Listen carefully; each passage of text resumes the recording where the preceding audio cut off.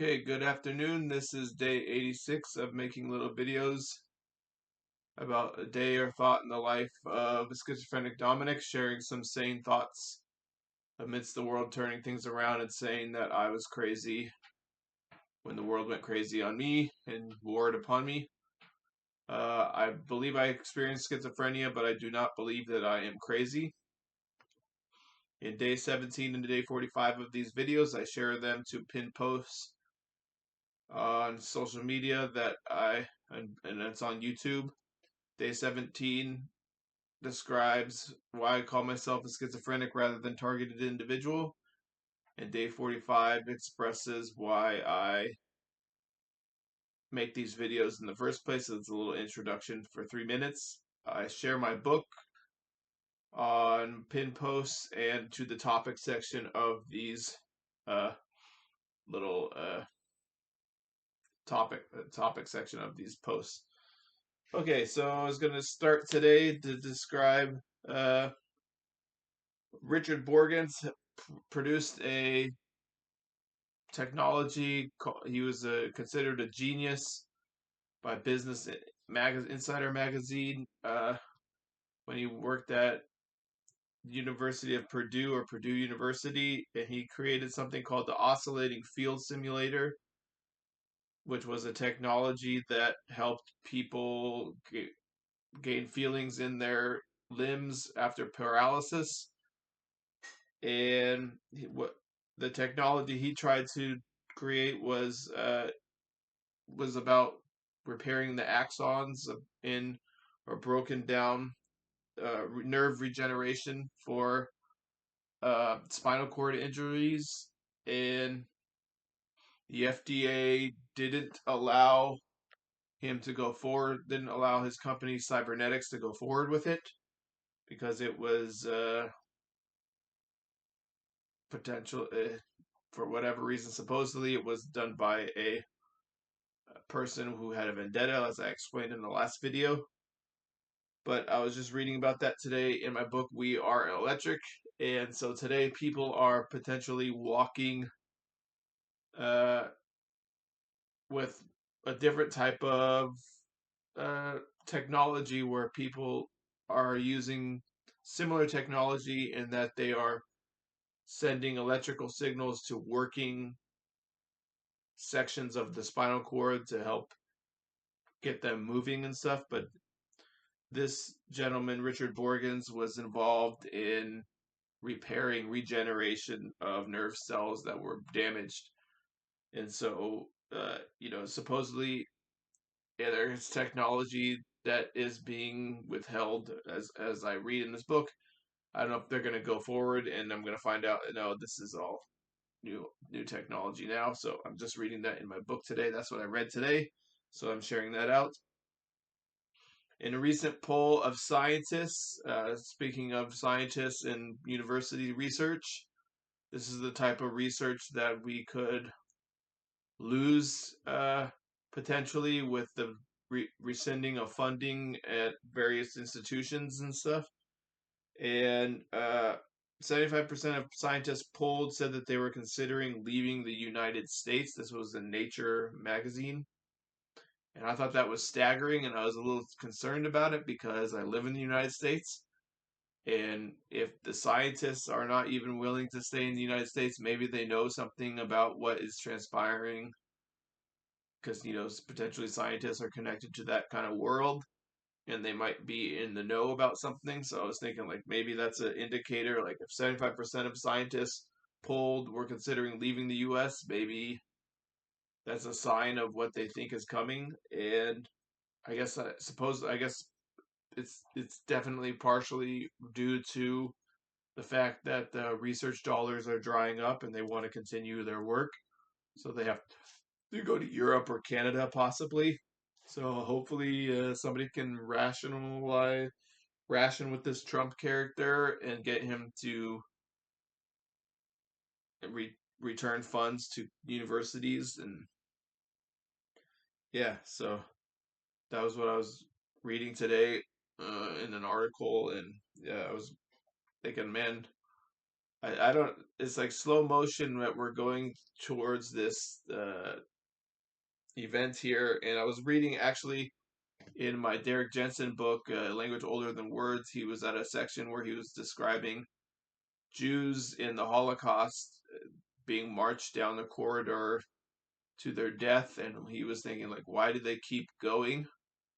And one of the things that they did was that they just kept loving their kids, so they wanted to hold their kids close to themselves in their last final moments and had die with dignity. And I was thinking like, I don't, this is the stories you learned growing up as a kid and in this country about World War II and what happened in Nazi Germany.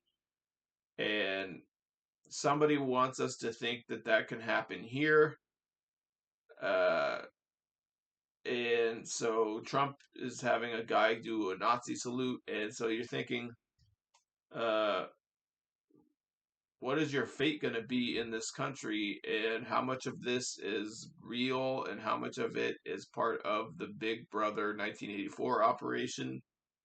And that I don't know. When you experience the schizophrenic reality, you never know what's real and what's not. And I definitely don't find what's going on very funny, and uh, it's very disturbing what's happening. And you underreact, you overreact, and you know, uh, yeah. So, okay. Speaking of Olajuwon, in my Olajuwon book, I was reading about how the fact that he went to during the coups of in the country and the devolution into civil war.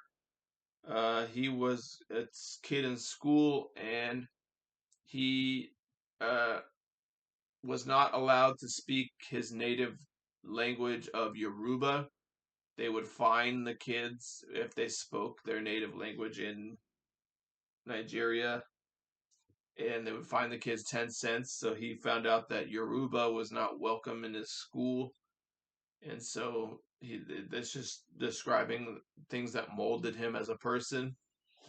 And that was one of the things that they described in the book. And I was thinking, like, people who think that people speaking different languages is some sort of affront to them.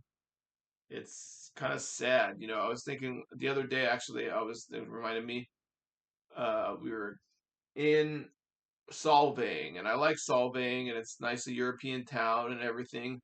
But we were sitting at a restaurant, and it was playing country music and everything.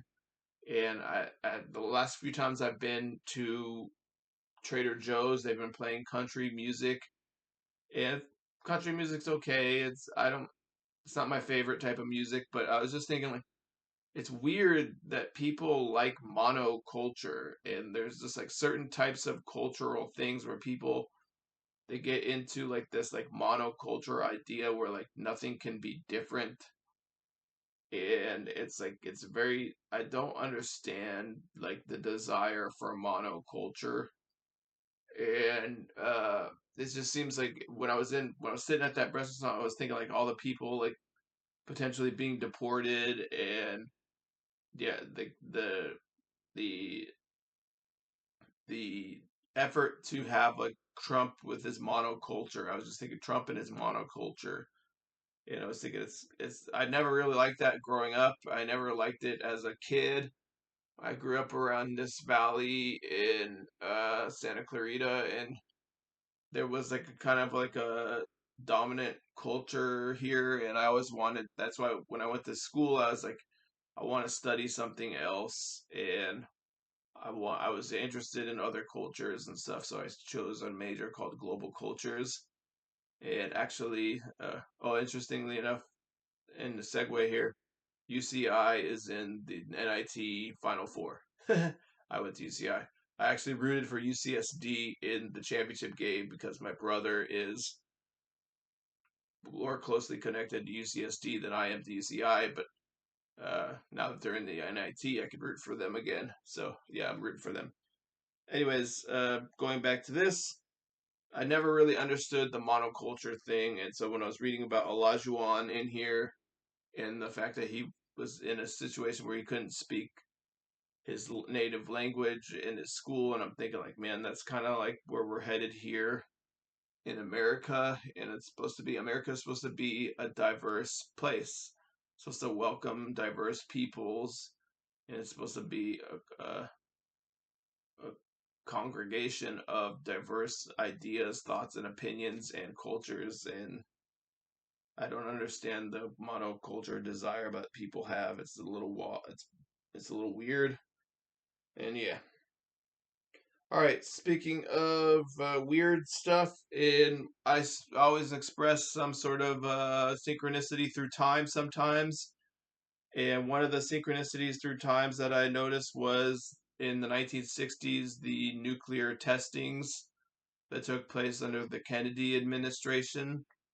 Uh, First of all, he had the invasion in Cuba, the Bay of Pigs invasion, and I described the pig situation that I'm subject to based on an event where somebody posted me as a pig on the thing, and so I was thinking Bay of Pigs invasion is potentially synchronicity through time, and then the nuclear test at that time, a series of nuclear tests. There were 31, and 31 is a number in my mind control program, and so there were 31 nuclear tests called Operation Dominic. And so I started thinking like maybe there's synchronicity through time. Something's trying to tell me something, either the universe or some time travel, alien civilization, or intergalactic, powerful intergalactic civilization, time travel or something. And maybe they were involved in that. So yeah, that's what I think. And like I say in these videos, people are gonna look back and like that guy was crazy, or maybe they're gonna be like, maybe he was onto something, and I think maybe I am onto something. All right, so speaking of like little sci-fi stuff, I don't think they do sci-fi at the Sundance Film Festival, but there's Sundance Film, but it's film. Sundance Film Festival is going to Boulder, Colorado, and their official reason is for growth purposes. There's more people in Boulder, Colorado than in Park City, Utah. I think that's where it is held now. But in 2027, it's going to go to Boulder, and might be cool to go to a film festival in Boulder. I suppose there's more. There's I don't know, but so in relation to this, there's the politics, and that's not the official reason for leaving, but you have to think like that might have been a factor in the reason for leaving from Utah to Boulder, because Utah is kind of swept up in this MAGA movement, and they're kind of a reluctant people to be in the MAGA movement, I think. But there's probably pretty gung ho people there. I think they've just passed an anti-pride flag law, and when you're part of a movement that is banning books in libraries and cutting funding for libraries and the Smithsonian Institution and stuff like that, banning books and stuff, then if you're going to be part of that kind of movement, you can't expect a film festival to just say to set up shop in your state. So I guess that's a warning to people. Like, if you're going to ban books, expect content or expect people or the arts to not set up shop in your state or whatever, because it seems like you're not really welcoming freedom of expression. All right. I was going to talk about something here really quickly. Duke won last night, and Cooper Flag looked really good, I suppose, and I did not see it, but I heard he was looking really good. And I was thinking that Cooper Flag could be like a James Worthy, Pau Gasol, Robert Ory combination for players and stuff, and that's what it seems like to me. So those are all Hall of Famers and champions, so pretty good. But I was a little underwhelmed by Cooper Flag when I saw him earlier in the tournament, but I guess he had a great game yesterday. So, anyways, speaking of Cooper Flag, Cooper is related to is a name related to my control program. uh, Cooper Flag.